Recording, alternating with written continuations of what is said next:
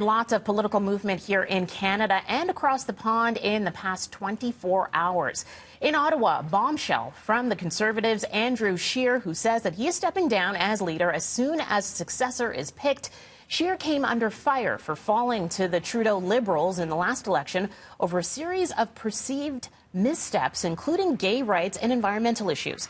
And in the UK, Boris Johnson rolled to an easy election win yesterday, trouncing the second-place Labour Party and clearing the way for a withdrawal from the EU at the end of January. So to talk about all of this, we have Ryerson professor Mike Manjuris joining us to put it all into perspective. Mike, thanks so much for joining us this morning. Good morning. First off, we're going to start with Andrew Scheer, because that seemed to be a surprise, kind of came sort of out of nowhere. Do you consider it a bombshell, first off?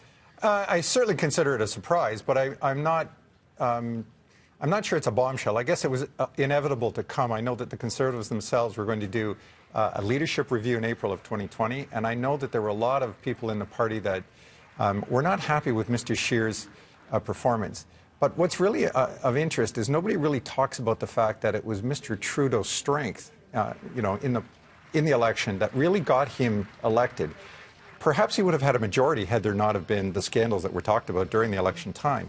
So I'm not sure that it's really fair for people to be unhappy with Mr. Scheer's performance, but that's politics. Right. And, of course, this comes on the heels of learning yesterday some reports about controversy when it comes to party funds, Conservative party funds being used to help transfer some of Scheer's children over to private schools in Ottawa from Regina, and there are reports that his resignation directly linked to this controversy. What do you think about that? I do think that's the case. I think that was probably the last straw for some in the Conservative Party, and they were unhappy, as we just said a moment ago, with his performance.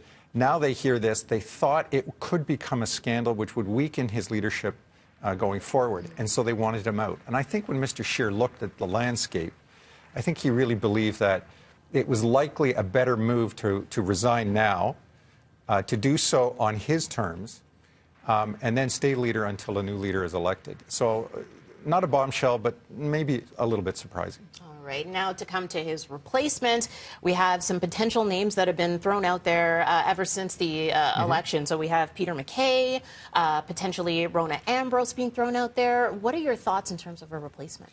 They're certainly the leaders at this point in time, but it's way too early to debate this one, I think. I think there's a couple of people that we're not hearing about that right now are determining whether they want to enter the leadership race or not.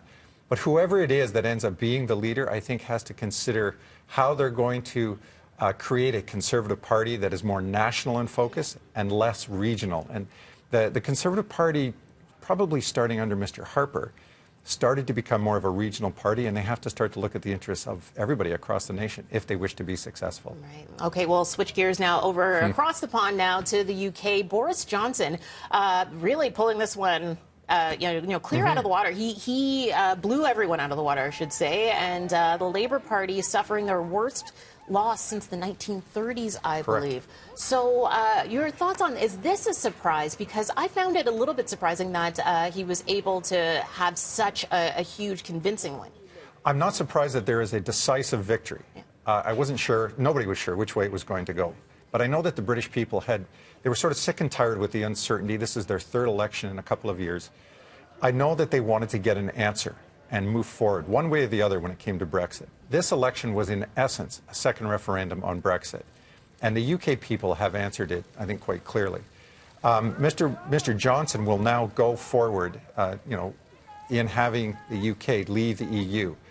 But the major stumbling blocks and the major issues have not yet been resolved.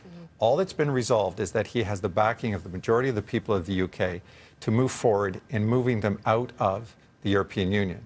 But what hasn't been resolved are key issues like the rights of European citizens in the UK, the rights of British citizens in the European Union, immigration, what will be the trade arrangement, and most importantly, what's going to happen with the border between Northern Ireland and the Republic of Ireland. Those still will need to be negotiated over the next year. And so we'll have to wait and see. But yeah, Boris Johnson, again, the new old PM of the UK, reelected once again. Thank you so much, Mike, for joining us this morning.